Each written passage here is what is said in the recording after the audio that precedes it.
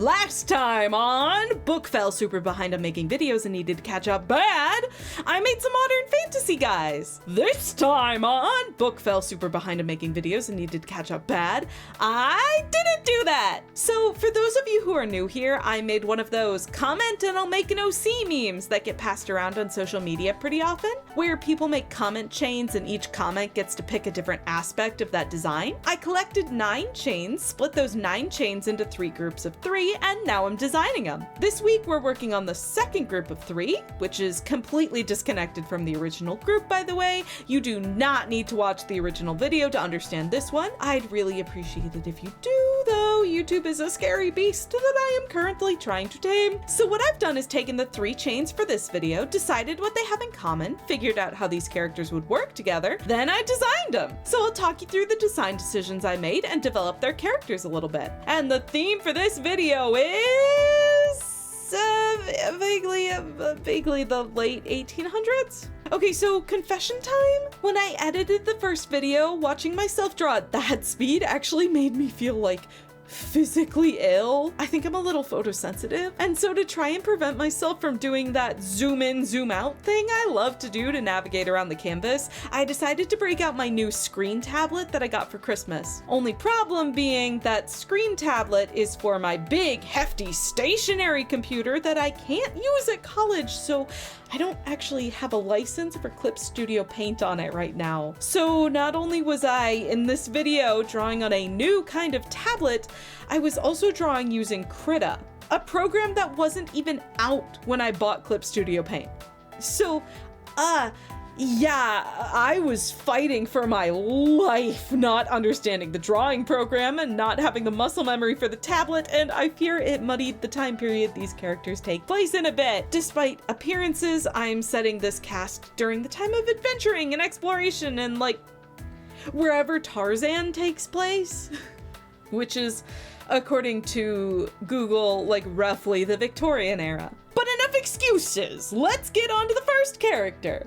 We have a trans femme anthro rabbit who is in the early stages of transitioning. She wears a cute adventuring outfit, has an overbearing parental energy, has a yellow and beige color scheme, and is lucky. Thank you to the demigod Recu from Instagram, Matcha the Fox, Bookworm for Life, Valentino Baz, and Persephone Zilke Agan from Webtoon, and LucaBoss15 from YouTube for the traits. Now, my immediate first thought with this character was, oh, okay, so she needs a pith helmet style adventurer's uniform, especially with one of her colors literally being beige. This outfit choice locked basically everything about her character and the setting into place. No matter what I did, it all had to be based around that one important character design element. There's so much cute energy, not just in this character trait list, but in the entire group, that I also did my best to cutify the design. I gave her a little bandana around her neck. I made her ears as big as I could manage, making them almost, if not actually, taller than the character herself.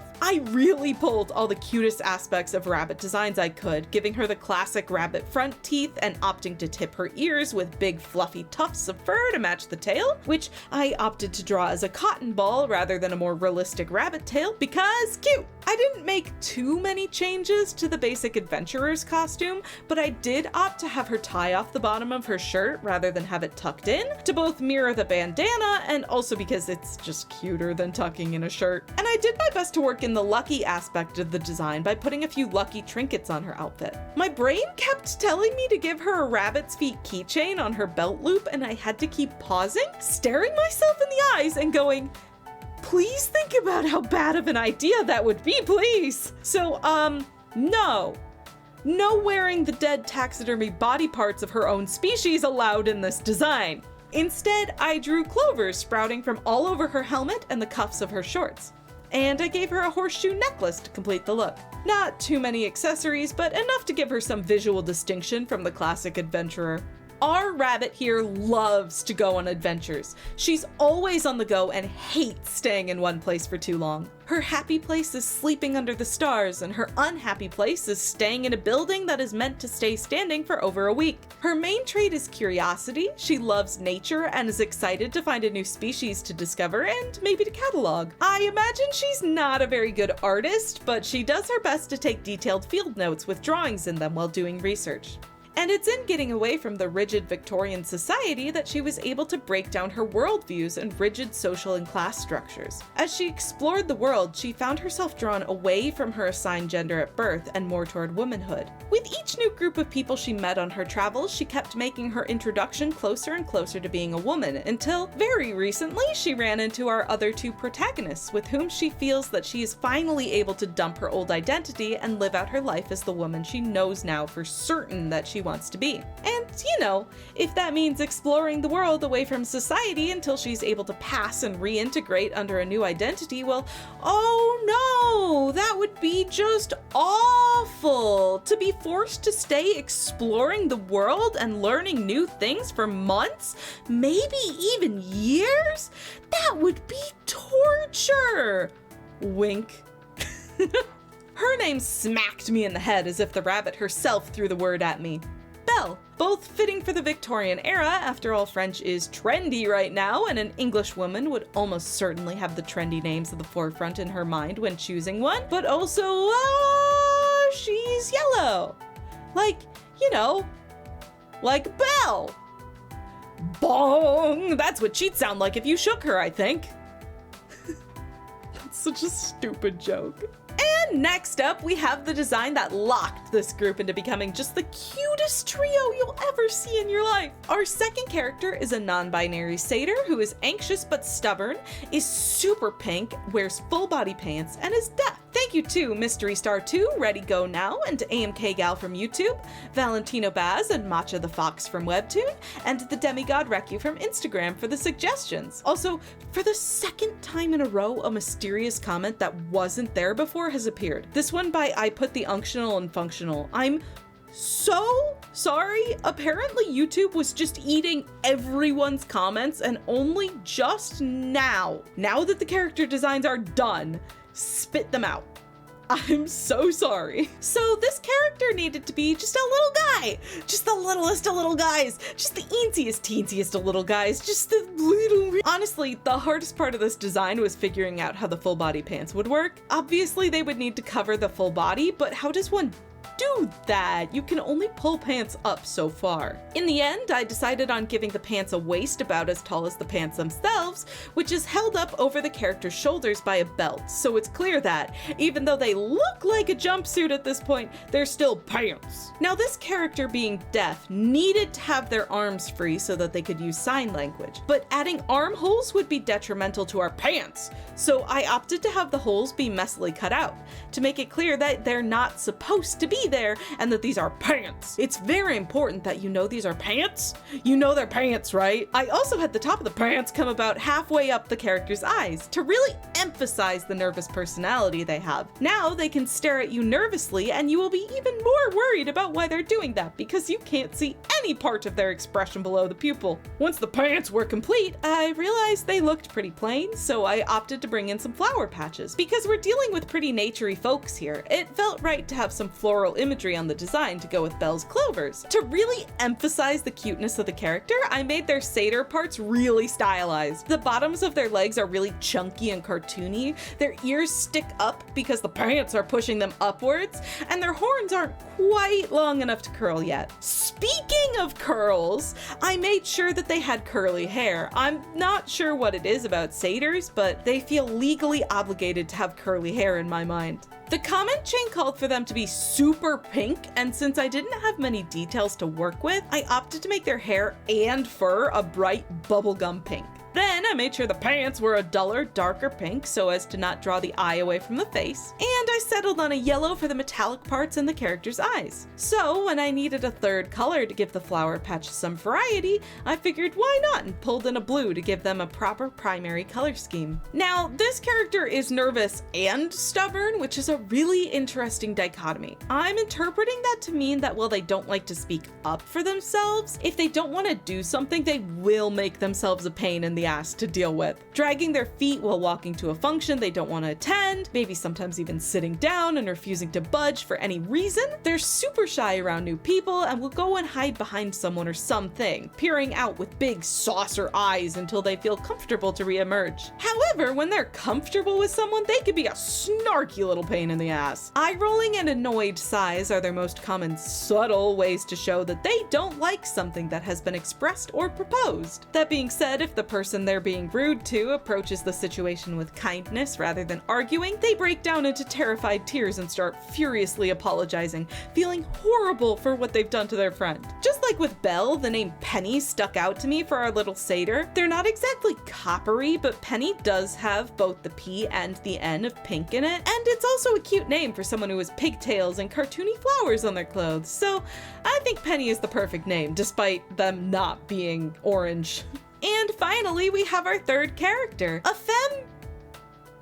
a jellyfish girl who is ditzy, wears super oversized clothing, has a blue, purple, and green color scheme, and with 2 wildcard traits, she loves marine biology and has Uno reverse imagery in her design. Thank you to Bookworm for Life, Neo Metal Power, Biotech, and Valentino Baz from Webtoon, LucaBoss15 from YouTube, and with 2 clutch wildcard submissions from Discord to complete the chain, thank you to Weirdo of Kings and Realguard J. So the first step in my character design journey was to look up what the species I was given looks like, and while I was able to find it, it does appear to be a pretty niche species, so there weren't a ton of examples of what these jellyfish people look like, and they were all really varied, so I got to do a grab bag of my favorite traits for this design. The main trait that basically every design had was a big ol' umbrella hat looking jellyfish top with stingers dangling down. I decided to take inspiration from the designs that used a more simplified human face, and I stole our jellyfish girl's ears and nose.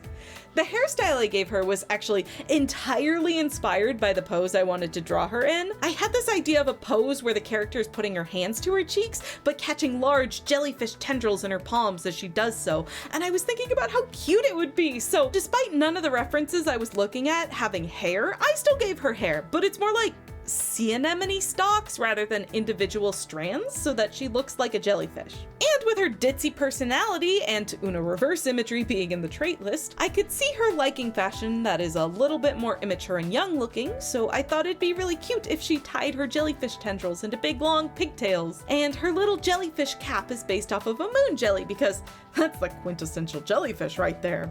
Her clothes need to be super oversized, and when I hear oversized, I immediately think of sweaters. I'm not sure if knit sweaters are anachronistic to the Victorian era, but I hope not because I didn't think of that until far after I finished the drawing. Oops! I think her sweater is cute though. When she gets bored, she can pull her hands up into the sleeves and smack stuff with the extra fabric, which I think also helps back up her energetic personality. I gave her a skirt with arrows on the hem because I felt like I needed to have that Uno reverse imagery somewhere else in the design other than just 2 hair ties, and that works out well because the skirt needed something to break up that big empty block of color it created. Our character here's personality is pretty straightforward. She's ditzy. She's super energetic, has a low attention span, and is extremely curious. She has a habit of wandering off in the middle of a conversation because she saw a bird in a tree and decided that practicing her bird calls sounds way more interesting than that conversation. However, when she is interested in something, she is interested in something. She adores nature, and as someone who's almost certainly from the bottom of the ocean, her first love was the fauna under the sea that surrounded her while she grew up. She could list every single species of fish that lived around her home, including the ones that would only occasionally wander in by accident. She may have even made a bird watching journal, but like for fish. Basically, she's really smart, but she wants to move to her own rhythm and isn't afraid of showing when something doesn't interest her. Now, for whatever reason, the name Alia struck me for this character. However, I don't think that name is old enough. The graph on behind the name only starts in 2016. However, that does give me a vibe to go off of. I decided to find a list of names that were used in the Victorian era, and I found the perfect name. Alma.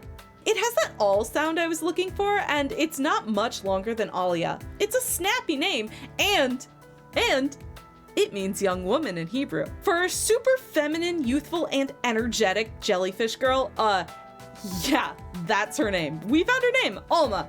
And that's the last of the characters, so now let's smash them together. For sure, this trio's main deal is going and exploring the wilderness and being scientists and researchers. With 2 of the 3 of them having an active love of nature, they probably enjoy roughing it more than they enjoy being cooped up in a stuffy city full of people at every turn. Why would they want that when they could go forage some berries for dinner and go sleep with bugs crawling all over them?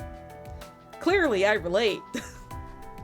Belle is the oldest of the group and acts kind of like a scout leader. She knows how to survive in the wild and has been doing her best to teach Penny and Alma how to do things like start a fire, pitch a tent, tie knots, make field notes, and all the various things that the average scout troop leader would teach their scouts. She's super organized and knows exactly where the group is headed and when. She makes the plans, packs the rations, and makes sure Alma isn't wandering directly toward a predator ready to pounce on her from a tree and getting herself eaten. She can act pretty annoyed and stressed sometimes, but it's nothing personal. She knows her companions aren't as experienced as her, and she's patient with them, so long as they ask her for help so she can teach them how to improve for next time. While her group tends to wander off unexpectedly, she also has a tendency to charge straight into the underbrush, dragging the other 2 with her with basically no warning. She may be the most responsible one, but she's still super passionate about her work, and it makes her excitable too. She's just a little less excited than Alma. As the only non-scientist of the group, I'm making the executive decision that Penny is the best artist. They regularly get handed both Belle and Alma's research journals with instructions to draw the animal that they wrote about. However, they have to be careful when they ask them to do this,